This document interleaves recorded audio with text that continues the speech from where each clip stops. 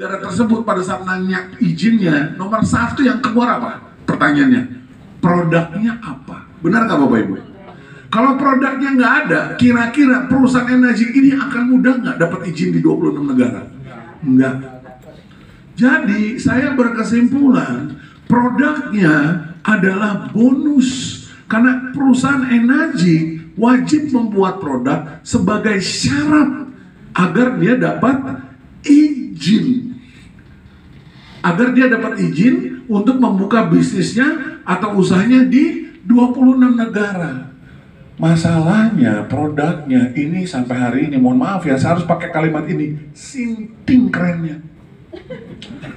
Sinting kerennya. Saya akan kasih tahu faktanya. Pertama Bapak Ibu, teknologi, kalau kita bicara teknologi ya, teknologi medis kesehatan Bapak Ibu bisa cek survei di internet. Jepang masuk nomor berapa? Nomor 1. Jepang bisa buktikan bahwa mereka adalah satu-satunya negara yang punya warganya, rakyatnya, hidup yang umurnya paling panjang. Itu adalah nomor 1 orang Jepang. Terus saya iseng nyari tahu nih Bapak Ibu, orang Indonesia nomor berapa? Kok ketawa? Orang Indonesia nomor 166. Jepang 1, Indonesia 166. Kira-kira kalau Jepang bisa membuktikan nomor 1, penduduknya, rakyatnya, umurnya paling panjang di dunia, perlu nggak kita dengar? Perlu nggak kita cari tahu ada apa mereka? Ya, nah mereka itu sadar banget Bapak Ibu, sadar banget pentingnya kesehatan itu apa Bapak Ibu. Makanya mereka ciptakan teknologi dalam bentuk berbagai macam, termasuk pengolah air putih. Nah ini yang keren nih Bapak Ibu. Dengan teknologi yang dimiliki oleh Jepang, dia memanfaatkan yang namanya sumber kehidupan. Tahu sumber kehidupan apa Bapak Ibu? Ada yang tahu sumber kehidupan apa? Air. Tubuh kita semua nih yang hari ini di ruangan, termasuk sama yang macet-macetan, itu isinya adalah air. Pertanyaan yang kedua adalah, siapa yang menciptakan air? Nah, ada yang nggak percaya sama Tuhan? Nggak ada. Semua percaya sama Tuhan? Artinya kalau kita percaya sama Tuhan, kita percaya sama semua ciptaannya termasuk air. Nah tubuh kita aja air Bapak Ibu, 80%. Dan Tuhan menciptakan air sebagai sumber kehidupan buat makhluknya. Air aja sudah sangat bermanfaat, benar nggak Bapak Ibu? Nah melewat teknologi yang dibuat oleh Jepang, yang mendapatkan izin langsung dari Departemen Kesehatan Jepang, mereka akhirnya mengeluarkan teknologi ini Bapak Ibu, yang membuat fungsi air tadi kembali ke asalnya. Makanya disebut dengan Kangen water. Daripada ribet baca, kita kan bukan orang Jepang ya, bacanya kangen aja lah, nggak usah di kangen. Ya kan, kayaknya aneh gitu, Kangen water, alah kangen aja lah, benar gak? Kalau orang kangen bahasa Indonesianya artinya apa? Rindu, teringat kembali, jadi kangen gitu. Nah, Kangen water ini airnya, Kangen water itu hanya brand. Tahu brand Bapak Ibu? Merek. Tapi airnya yang dilalui teknologi Jepang tadi Bapak Ibu, menjadikan air tersebut air yang Bapak Ibu mau nggak mau, suka nggak suka, dibutuhkan sama sel organ tubuh Bapak Ibu. Bisa cek jurnal medis kesehatan yang namanya aktif hidrogen. Coba cek Bapak Ibu. Ternyata manfaatnya ngeri sekali, dahsyat banget Bapak Ibu. Ya, saya sendiri lupa matiin suaranya. Bikin malu loh handphone. Saya pindahin ke gedung sebelah dulu ya. Ya, kembali kemana tuh? Kalau lupa. Oh ya, ke brand air kangen ya. Air kangen itu cuma brand, tapi kalau kita lihat manfaat dari airnya Bapak Ibu ya, Pada saat air ini, kalau Bapak Ibu minum langsung dari mesin Bapak Ibu akan tersirami yang namanya apa? Antioksidan paling tinggi di dunia. Saya cek nih Bapak Ibu, apa efeknya kalau tubuh kita, sel organ tubuh kita disirami sama yang namanya antioksidan? Tahu nggak kata dokter dari Jerman, penelitiannya dia tahun 1931, namanya Dr. Otto. Sel kanker mati kalau terkena antioksidan. Yang jadi pertanyaannya adalah, selama ini kanker itu apa Bapak Ibu? Adalah penyakit yang paling ditakutkan oleh semua manusia karena semua orang punya potensi terkena kanker. Tapi sama Enagic dikasih solusinya Bapak Ibu. Dan solusinya yang mengeluarkan izinnya adalah Departemen Kesehatan Jepang. Ditambah lagi didukung oleh salah satu dokter yang namanya Dr. Hiromi Shinya, kepala rumah sakit Albert Einstein di New York. Salah satu yang menemukan tahu kolonoskopi, masukin kamera ke dalam dubur manusia untuk dilihat apa? Kondisi usus pasiennya. Karena dia simpulkan semua masalah penyakit tubuh manusia pusatnya ada di usus. Ini yang memang punya keahlian, yang mengerti soal medis, sudah membuktikan semua Bapak Ibu. Lah saya kisaupo, saya ini cuma orang yang nggak ngerti soal medis kesehatan, tapi begitu dikasih lihat fakta-faktanya buat saya selesai. Yang membuat saya makin tertarik lagi adalah apa Bapak Ibu? Air putih. Siapa yang bisa ngelawan air putih Bapak Ibu? Situasi kondisi negara apapun ceritanya, semua warganya begitu air putih diberhentikan, boom, selesai dah. Benar nggak Bapak Ibu? Sengsara semua rakyatnya pasti kalau begitu air putih ini. Nah makanya air putihnya begitu masuk teknologi ini udah by riset Bapak Ibu. Ternyata air putih yang dikeluarkan dari mesin ini berdasarkan riset mata air ciptaan Tuhan yang cuma ada di negara tersebut, kayak di mana? Saudi Arabia ada di air Zam-Zam di Mekah, di Prancis ada di Lourdes, di Meksiko ada di Talcott, yang kita nggak punya. Tapi dengan kita punya mesin ini, otomatis Bapak Ibu akan mendapatkan air yang dimana air tersebut dibutuhkan sama sel organ tubuh kita. Ini nih kejam egoisnya manusia yang punya badan kadang apa? Cuek. Karena dia masih memiliki kesehatan. Begitu kesehatannya hilang baru dicari. Ini yang maksudnya kenapa teknologi ini diciptakan Bapak Ibu. Buat siapapun yang pengen sehat umur panjang Bapak Ibu. Mesin ini luar biasa. Tapi Bapak Ibu, mesin ini tidak bisa menghadirkan 100 juta sebulan. Tidak. Sistemnya Enagic lah yang bisa Bapak Ibu. Oleh karena itu, begitu mereka ciptakan teknologi dalam bentuk mesin ini, akhirnya lolos dapat izin di 26 negara, saya cari tahu lebih dalam lagi. Wih, ngeri ternyata. Di dalamnya ada harta karun. Harta karun yang cuma bisa dibongkar setiap hari Rabu, Bapak Ibu. Kenapa kita perlu sistem? Nah, ini dia Bapak Ibu. Kalau Bapak Ibu perhatikan ya, ini saya di sini hanya mengingatkan kembali, self reminder ya. Semua orang akan masuk di fase ini, semuanya. Beberapa dari kita sudah melewati dari fase lahir, masa kecil, masa dewasa, masa produktif, sampai akhirnya suatu saat nanti ada di sini yang sudah masuk masa pensiun, ada yang belum, benar nggak? Ya. Tapi pada akhirnya nanti nih di akhir dari kehidupan kita, susah senangnya siapa yang ngerasain Bapak Ibu? Kita sendiri Bapak Ibu. Makanya saya di sini hanya ingin mengingatkan, jangan sampai pada saat kita di fase produktif, kita tidak bisa memaksimalkan waktu yang Tuhan kasih sama kita, sehingga pada saat masuk fase pensiun, kita akhirnya nyusahin banyak orang. Amit-amit cabang bayi. Tahu bayi siapa? Ya.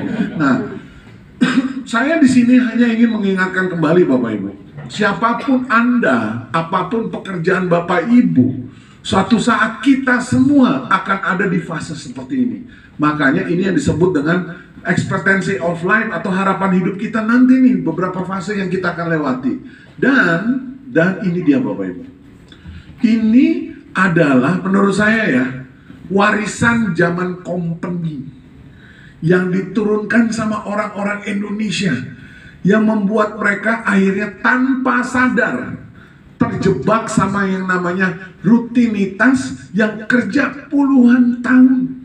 Diturunkan warisan ini dari eyangnya, kakeknya, turun ke anaknya, turun sampai ke cucunya, dan generasi 7 turunan terus menerus tidak ada perubahan hidup, masih mereka kerjakan dengan sukarela tanpa sadar. Yang mengerti di balik ini semua adalah orang-orang 5% Bapak Ibu. Orang-orang 5% inilah yang menciptakan ini untuk dikerjakan 95% orang kebanyakan. Kenapa saya bisa cerita itu Bapak Ibu? Karena saya pernah ada di bagian 95% ini yang diajarkan dulu zaman sekolah. Yang dulu saya melihat ini menjadi sesuatu hal biasa. Bekerja aja udah alhamdulillah, punya penghasilan aja udah puji Tuhan. Tapi begitu saya sadar, saya nggak cuma sekedar bekerja loh ternyata di sini Bapak Ibu. Ya nggak? Saya saat itu bekerja sebagai seorang karyawan dengan penghasilan 2,3 juta sebulan. Ya, yang dimana saya tahu hidup saya tidak akan pernah bisa mewujudkan impian saya masih kerjakan. Saya tahu saya tidak akan pernah bisa menyentuh angka 100 juta sebulan, saya masih kerjakan. Saya tahu hidup saya cuma dikontrakan, saya masih tetap bekerja. Sampai akhirnya saya sadar, 10-20 tahun ke depan, kalau saya tidak rubah hari ini Bapak Ibu, hidup saya tidak akan ada perubahan apa-apa. Masalahnya, akan ada pengganti saya yang jauh lebih muda. Benar nggak? Akan ada pengganti kita jauh lebih murah. Yang itu yang akhirnya terjadi. Ternyata lebih ngeri lagi Bapak Ibu. Yang ganti kita bukan orang, robot, mesin Bapak Ibu. Ya, berapa banyak sekarang bank-bank akhirnya mengurangi karyawannya. Karena sekarang teller mulai banyak dikurangin karena ada apa Bapak Ibu? Ada mesinnya. Kenapa perusahaan lebih senang mengganti mereka manusia dengan robot? Kenapa lebih senang ganti dengan mesin? Karena robot atau mesin tidak pernah minta naik THR. Karena mesin atau robot tidak pernah minta jatah makan. Benar nggak Bapak Ibu? Mereka robot tidak pernah nuntut. Dan akhirnya efeknya jauh lebih murah. Kita mungkin masih bersaing satu sama lain dengan manusia. Tapi anak cucu kita Bapak Ibu, persaingan mereka bukan sama makhluk hidup Bapak Ibu. Persaingan mereka sama robot. Nah, kitalah yang sebagai orang tua harus bisa menciptakan masa depan mereka dengan baik. Makanya Bapak Ibu, ini nih sampai hari ini mungkin 30 tahun yang lalu menjadi sesuatu hal yang biasa. Tapi sekarang Bapak Ibu, kalau masih ada di tengah rutinitas hidup seperti ini bayangkan Bapak Ibu, kerja 30 tahun, pensiun di usia tua, income-nya ikut pensiun nggak Bapak Ibu? Pensiun. Income-nya ikut pensiun. Dulu saya ingat banget waktu kecil flashback, begitu saya di bagian posisi yang nyari duit, saya nggak ngeh. Waktu orang tua saya masih bekerja, kayaknya setiap minta uang sama mereka gampang banget duitnya. Tapi begitu pensiun beda lagi ceritanya Bapak Ibu. Karena kenapa? Ternyata pada saat kita pensiun, penghasilan kita ikut pensiun. Dan dengan bertambahnya waktu, mau nggak mau, suka nggak suka, fisik kita tambah apa Bapak Ibu? Fisik kita tambah melemah, makin tua. Dan apa yang terjadi Bapak Ibu? Bapak Ibu tidak akan dipakai lagi dalam sebuah perusahaan. Tapi kita masih hidup loh. Artinya apa Bapak Ibu?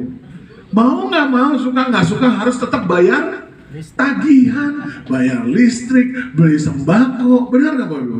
Bayar kebutuhan-kebutuhan yang terus naik Bapak Ibu. Saya belum pernah dengar sih listrik turun signifikan, BBM turun signifikan. Yang ada apa Bapak Ibu? Pajak terus naik, semua segala macam terus naik. Sedangkan penghasilan kita naik nggak? Semblep. Mending menurun semblep. Karena kenapa? Udah berhenti Bapak Ibu ya. Dan kita lihat Bapak Ibu, apa yang kita lakukan? Kita bekerja buat siapa sih kita semua? Sama nggak? Untuk keluarga. Ya, yang katanya cinta sama istri, cinta sama suami, cinta sama anak. Masalahnya cintanya itu beda pada saat sudah menikah. Cintanya harus pakai duit. Cinta kasih sayangnya pakai duit. Bapak atau ibu mau kata cinta kasih sayang dari suaminya cinta doang, duitnya kagak ada? Nah, iya kan? Cintanya udah lain. Zaman pacaran sama menikah, apalagi punya buntut, Bapak Ibu. Lain lagi, benar ya? Cintanya harus pakai duit. Nah, itulah yang terjadi. Saya ngalamin pada saat ayah saya bekerja puluhan tahun, ibu saya bekerja 10 tahun, tiba-tiba kena kanker prostat. Boom! 1,5 minggu dirawat, keluar tagihannya 250 juta. 1,5 minggu padahal nggak dapat kamar. Karena apa? Penuh. Artinya apa, Bapak Ibu? Banyak nggak orang yang senasib? Banyak. Coba lihat Bapak Ibu, pernah lihat rumah sakit sepi? Semua rumah sakit itu rame, penuh, apalagi di Jakarta, Bapak Ibu. Nah, makanya begitu tahu ngeliat biayanya, tahu nggak apa yang saya simpulkan? Orang sakit hanya boleh buat orang yang berduit. Jangan coba-coba sakit kalau nggak punya duit, Bapak Ibu. Loh, benar nggak Bapak Ibu? Karena kenapa? Bapak Ibu akan dilempar ke sana kemari dengan alasan inilah itulah. Ya, karena saya ngerasakan banget posisi waktu ngurusin sakit nggak punya duit sama punya duit, Bapak Ibu. Ya, nah sekarang Bapak Ibu perhatikan, pada saat kita bekerja buat keluarga, Bapak Ibu, ya kita bekerja 30 tahun, ada yang namanya kita sisain buat tabungan, benar nggak? Investasi rumah, buat investasi tanah dan lain sebagainya. Tiba-tiba boom, ayah saya sakit, harus dijual. Yang semua diinvestasi, akhirnya apa yang terjadi? Itu terus berulang. Makanya saya langsung melihat, wah, ini berikutnya warisan company bisa jatuh ke saya nih.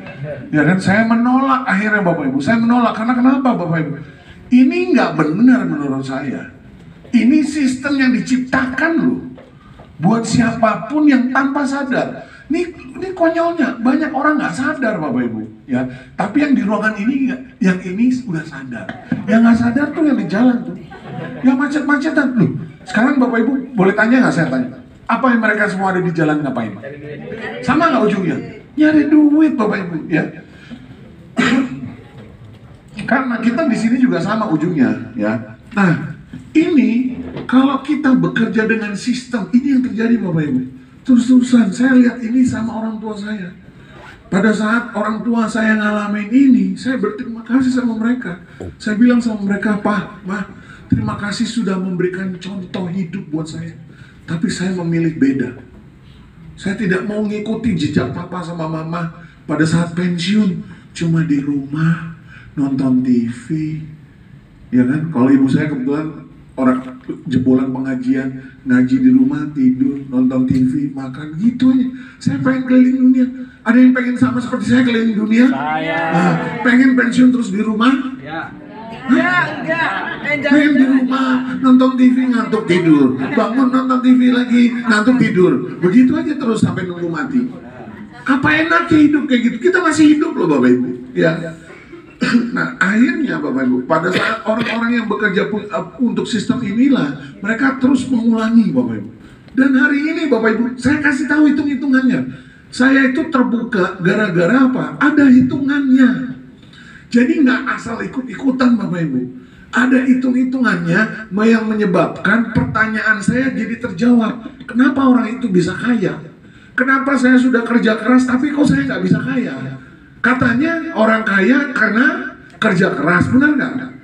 Harusnya yang kerja keras dapat hak dong untuk bisa kaya, benar nggak? Tapi kenapa saya nggak kaya saat itu? Ternyata Bapak Ibu, ada hitungan matematikanya. Sekarang kita lihat ya, Bapak Ibu perhatikan. Kita semua di ruangan ini diciptakan Tuhan dengan waktu hidup 24 jam sehari. Artinya apa Bapak Ibu? Kalau kita lahir mungkin dalam keadaan secara keuangan kurang beruntung masih bisa dimaklumi. Benar nggak Bapak Ibu? Tapi kalau misalnya lahir di Ciputat, kecil di Ciputat, sekolah di Ciputat, lulus di Ciputat, nyari kerja di Ciputat, pensiun di Ciputat, mati di Ciputat, itu namanya tolol. Loh, maaf Bapak Ibu. Kita dikasih apa? Semua kelebihan yang Tuhan kasih untuk menentukan nih masa depan yang kita mau. Karena kenapa Bapak Ibu? Karena Tuhan kasih itu hitungannya. Kita dikasih pilihan. Sekarang kita lihat. Kalau kita bicara di dunia bekerja, normalnya orang kerja berapa jam sehari? 8. Nggak usah mikir Bapak Ibu, tinggal bilangnya 8 ya. Orang bekerja dapat penghasilan 1 bulan sekali ya, bener ya? Artinya 30 hari. Berapa jam dia kerja berarti Bapak Ibu? Bisa bantu saya berapa? 240 jam sebulan. Satu orang ya bekerja, punya waktu hidup sama 24 jam. Ini ada satu orang yang sama nih Bapak Ibu. Ciptaan Tuhan juga, dia punya potensi waktu hidup 24 jam sehari Bapak Ibu. Oke, sekarang kita lihat. Dia bekerja punya waktu hidup sama, tapi kenapa? Ini orang kaya, kenapa dia bisa kaya? Yang satu nggak bisa Bapak Ibu. Ternyata dia ngerti pentingnya punya sistem. Akhirnya dia beli itu sistem. Salah satunya adalah saya yang bekerja buat yang punya sistem. Pada saat jam kerja saya dibeli, ada 100 orang jam kerjanya dibeli sama dia, termasuk saya di dalamnya. Artinya pada saat kalau saya sehari bekerja sama 100 orang bersamaan, berapa jam kerja yang dia punya Bapak Ibu? 800 jam. Bayangin, satu hari aja dia kerja, ngalahin saya kerja sebulan Bapak Ibu. Dikali omsetnya dia sebulan, 800 kali 30 berapa Bapak Ibu? 24.000 jam. Ini dulu, Bapak Ibu harus ngerti dulu hitung-hitungan angkanya. Masalah nanti sistemnya, masalah nanti bisnisnya, ini nomor 10.000 Bapak Ibu. Tapi Bapak Ibu harus praktikan. Kenapa ada orang yang bisa naik Rolls Royce, naik BMW, naik Mercy? Kenapa orang yang sama-sama kerja keras, dia udah kerja keras mati-matian, tapi masih naik angkot, kadang masih jalan kaki, ya kan? Contoh nih, mohon maaf ya, saya pakai contohnya, tukang sayur di pasar. Saya pernah lewat pasar Kebayoran Lama, jam 2 pagi, mereka udah gelar dagangan loh Bapak. Kerja keras gak mereka?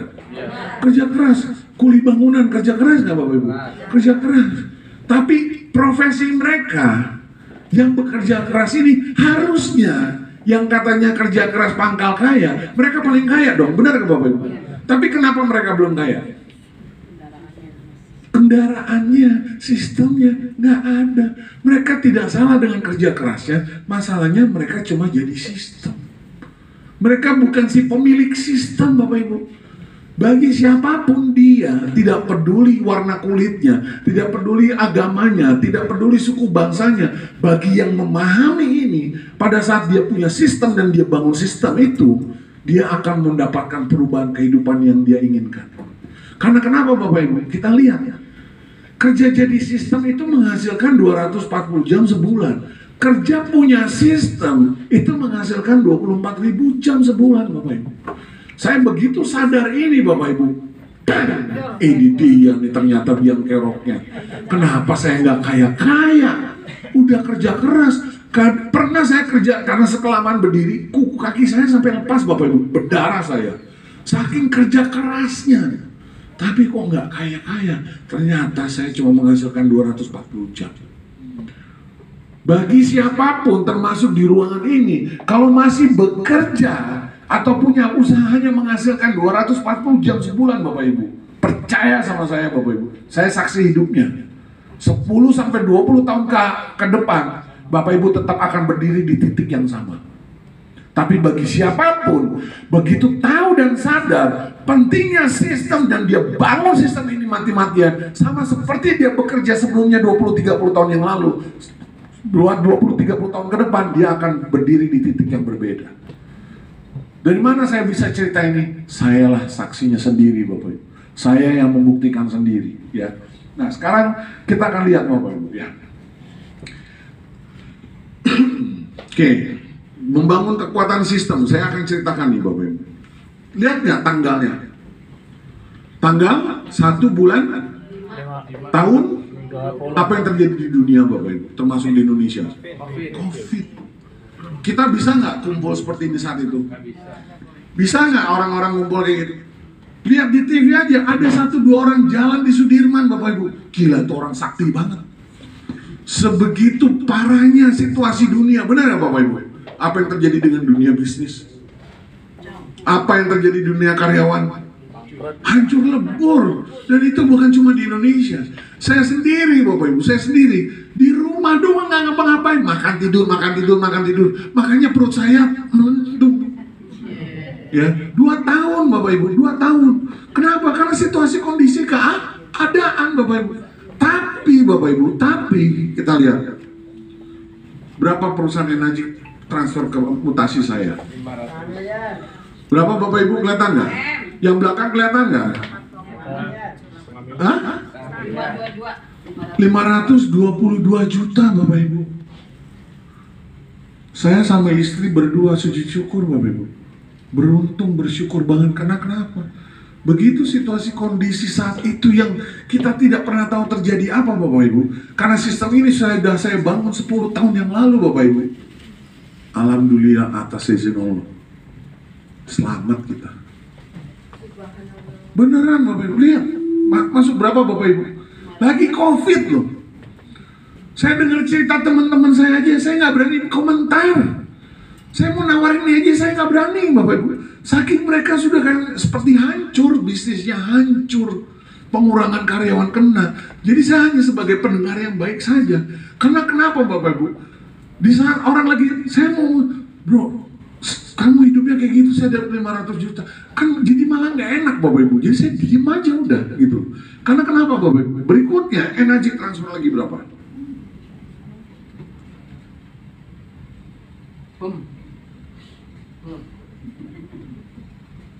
300 juta zaman COVID. Hampir 100 M Bapak Ibu. Ini gimana ceritanya bisa begini? Ya, nanti saya akan cerita. Pengen tahu nggak Bapak Ibu? Pengen banget. Yang pengen cuma 1, 2. Yang pengen berapa orang yang mau? Oh, terkesini. Saking terkesini ya. Oke ya, sampai hari ini Bapak Ibu, ya pokoknya saya kasih tahu ya, ini sistem ini dibuat yang saya rasakan ya. Saya tidak perlu sekaya Raffi Ahmad, triliunan nggak perlu Bapak Ibu, cukup aja cukup. Yang penting tidak takut menghadapi hari tua. Karena ketakutan saya menghadapi hari tua, tau nggak apa? Nyusahin orang. Saya melihat dengan mata kepala saya sendiri Bapak Ibu, dari berbagai macam keluarga yang saya lihat, keluarga saya, keluarga orang lain. Begitu seseorang menjadi tua dalam hidupnya dan dia masih hidup, tapi dia tidak punya penghasilan Bapak Ibu, apa yang terjadi Bapak Ibu? Nyusahin orang. Pengen nggak Bapak Ibu nyusahin orang? Enggak, karena saya kasih tahu ya, nggak ada yang peduli sama kita Bapak Ibu. Yang katanya keluarga, omong kosong. Omong kosong, hidup masing-masing.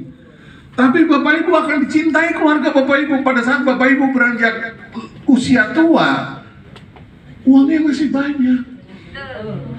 Karena ngumpulin keluarga aja butuh duit. Ini fakta Bapak Ibu. Ini yang saya mau kasih tahu ke Bapak Ibu semua. Faktanya nggak enak, tapi kenyataannya memang begitu. Buat yang nggak punya duit. Tapi kalau Bapak Ibu punya duit, ya segini nggak buat hari tua lumayan nggak Bapak Ibu? Lumayan banget. Misalnya di bulan November kemarin lah, ya, dapat transfer energi tanggal berapa tuh? 1. Hah? Tanggal 1 ya? Pengen ya? Pengen banget. Tanggal 1 masuk dibayar energi, tanggal 12 200 juta. Ini nggak ada iming-imingan ya. Saya cuma ngasih tahu faktanya kalau Bapak Ibu mau. Ini bulan Desember ditransfer energi, ya. Kemudian nih kemarin Januari masuk di transfer energi 180, masuk lagi 200 juta, 400 juta Bapak Ibu. 400 juta. 400 juta Bapak Ibu. Halo, kebayang nggak 400 juta Bapak Ibu? 400 juta. Ini yang cengang-cengir tau gak so? Istri saya tuh lihat. Beruntung banget walaupun laki gue jelek tapi duitnya banyak. Wih, ya kan? Nah, ini bulan apa, tanggal berapa Bapak Ibu? Sekarang tanggal berapa? 5. Tanggal 5 kemarin. Kemarin, belum apa-apa, energi udah masuk hampir 200 juta Bapak Ibu. Gimana ini? Gimana?